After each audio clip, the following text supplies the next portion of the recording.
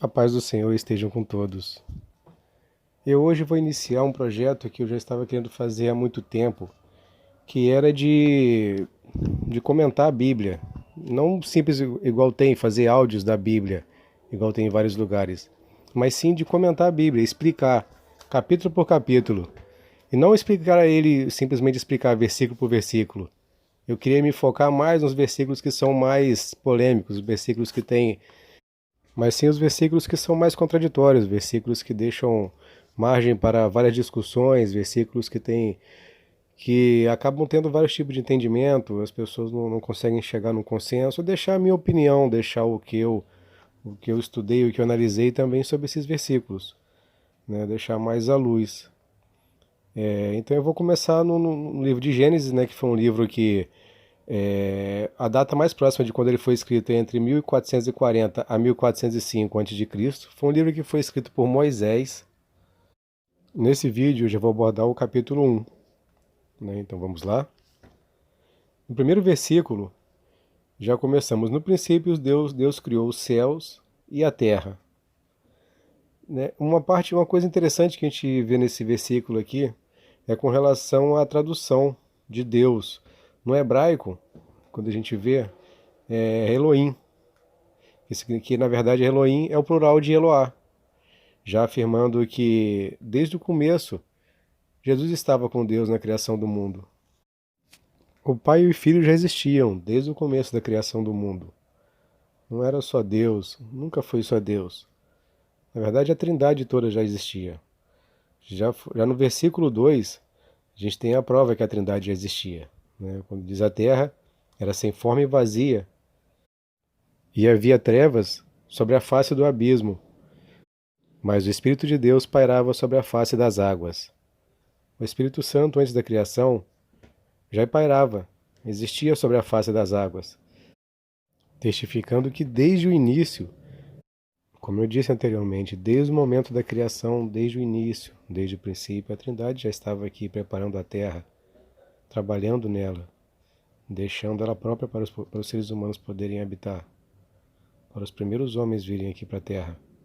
Só estava deixando oculto um elemento da Trindade, que era Jesus. Jesus não foi revelado explicitamente, ele ficou oculto. No caso, Deus sempre ficou explícito e o Espírito Santo também.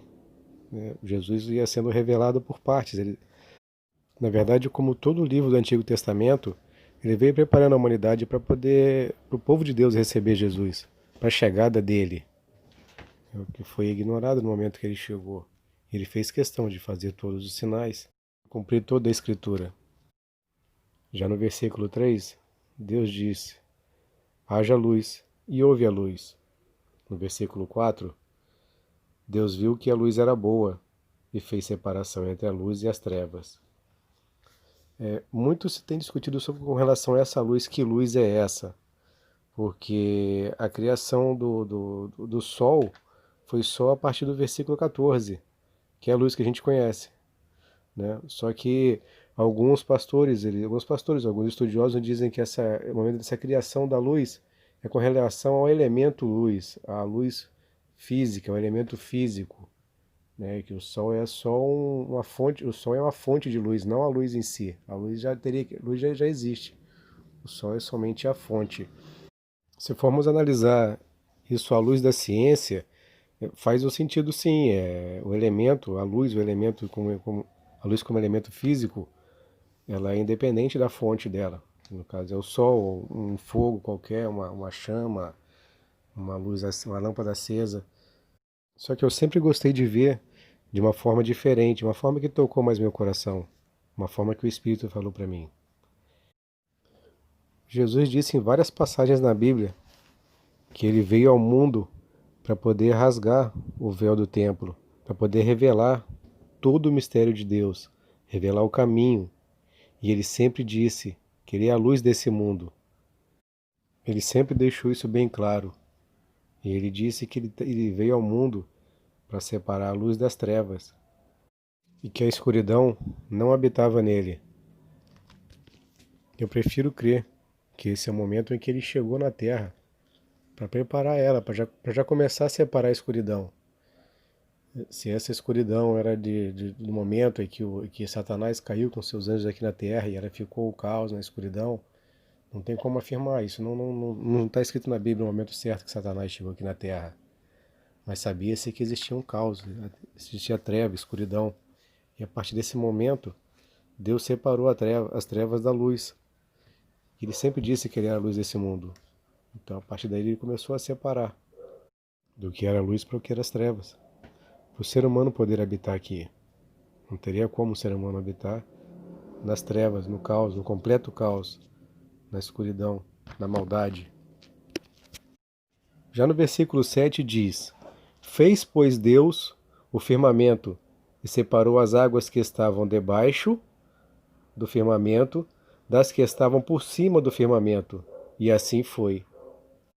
Nessa época, ainda não tinha sido criada a terra, ainda não existia a terra em si, né, a superfície da terra, para dizer que essa água que estava debaixo seria uma água subterrânea, alguma coisa parecida. Em várias passagens da Bíblia, se a gente for analisar, Deus diz que a sua palavra, a sua intervenção, é como água, né, representada em sua abundância, existência em todos os locais, até onde a gente não vê, como a palavra de Deus e sua intervenção. Neste momento, é o momento em que Deus separa sua intervenção, sua forma de agir. O universo ainda era um todo, a Terra ainda era um todo do universo, não existia seres humanos aqui. Não existia um plano carnal como é o nosso, e não existia um plano espiritual. Então tudo era uma coisa só. Então foi quando Deus começou a separar o mundo espiritual do mundo carnal, a sua intervenção, a sua palavra, o seu ser entre os dois mundos. A água de cima do firmamento e a água de baixo do firmamento. Não se misturam. Estão separados. Foi a partir daí que separou o nosso mundo do mundo celestial. Já nos versículos 14 ao 18, ele conta o momento da criação das estrelas, dos astros, de todo o firmamento, com as galáxias e com os seus propósitos, já que até hoje tem uma discussão, né? Já que como que Deus fez o universo inteiro, gigante, infinito, para haver vida em apenas um planeta, né? E qual o significado então de fazer esse universo todo? Então já fica bem explícito aqui o porquê de fazer esse universo todo. Deus ele sempre soube o que seria da criação do ser humano, o que aconteceria. O tempo de Deus é diferente, já consegue ver no fim, ele é o alfa e o ômega. Ele consegue ver milhares de anos à frente. Então ele sabia que o ser humano precisaria das estrelas, precisaria da lua, precisaria do sol, precisaria de se guiar, precisaria de navegar, precisaria das estações para poder plantar, para se orientar. Então já deixa explícito ali já o propósito da criação de todo o universo com apenas um planeta habitável. E um detalhe que eu gosto sempre de usar nesse versículo, um detalhe legal que a gente consegue visualizar a grandeza de Deus, todo o poder de Deus, a prova de que a Bíblia ela foi escrita por um ser humano, mas ela nos foi revelada por Deus. Ela é justamente, ela é pura e simplesmente a palavra de Deus. Nesse versículo a gente vê em uma época em que os homens eles conheciam o céu apenas por observar. A lua e o sol, quando se observa eles se parecem ter o mesmo tamanho.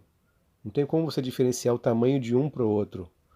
No versículo 16, Deus diz que ele criou dois grandes luminares, e afirmando existir o maior para governar o dia e o menor para governar a noite.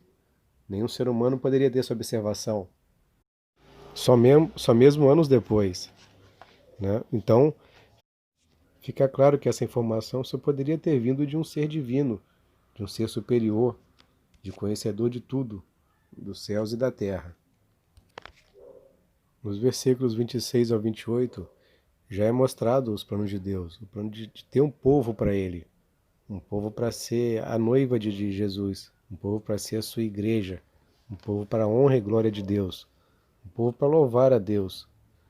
No momento em que Ele diz que Ele criou o homem, a sua imagem e semelhança, a sua imagem e semelhança, a sua semelhança em espírito, um ser humano que pudesse ser habitado pelo Espírito de Deus, para a gente ter o mesmo espírito, a mesma imagem, para sermos santos como Ele, para vivermos em comunhão dividindo de um mesmo Espírito, de um mesmo Pai.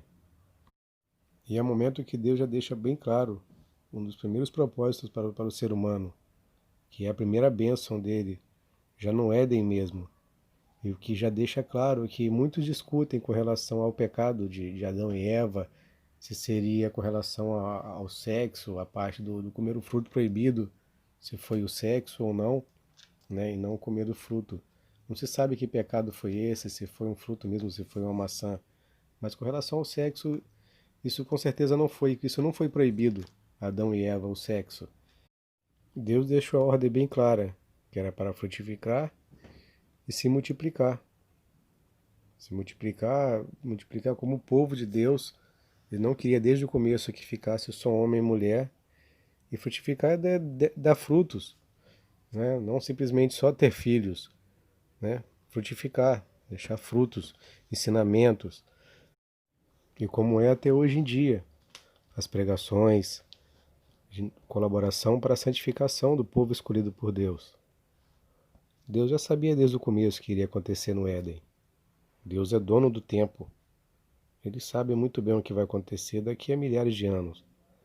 E nada fugiu do seu controle. Ele nos escolheu desde o princípio para seu povo, para sua glória, para que ele pudesse nos amar. Ele sempre foi amor. Deus é amor. E esse início no Éden foi justamente uma amostra de como seria o nosso futuro, com o povo de Deus, guiado por Jesus, no futuro próximo. Então, meus irmãos, eu encerro aqui o capítulo 1 de Gênesis. Espero que tenham gostado. Eu procurei me atentar a esses versículos que têm mais discussão, que têm mais contradição com relação à sua interpretação, e onde se tem vários fóruns dizendo vários pontos de vista. Eu gostaria de quem lê, de quem assistir esse vídeo, deixar também os seus comentários, para dizerem seus pontos de vista com relação a esses versículos, né? Trazer mais luz a esse versículo ali. Nós temos uma missão muito grande aqui na Terra, que é justamente para colaborar com a santificação do povo de Deus, né? Tudo que for dito, que foi discutido para o engrandecimento da gente, do nosso espírito, nos tornarmos cada vez mais a imagem e semelhança de Deus, nós somos o seu povo, a sua igreja. Estamos aqui para sermos lapidados, santificados. E quem vai fazer isso um pelo outro somos nós mesmos, o povo de Deus, através do Espírito Santo, dos seus ensinamentos. O Espírito Santo ele vai tocar no coração de cada um, vai trazer mais à luz a esses versículos.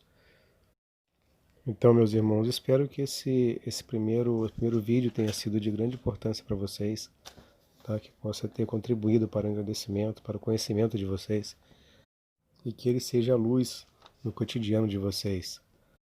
Se gostaram desse vídeo, compartilhe para que ele possa ser luz para outras pessoas também, tá? Se inscrevam no nosso canal, fiquem com Deus e até o próximo vídeo. Deus os abençoe.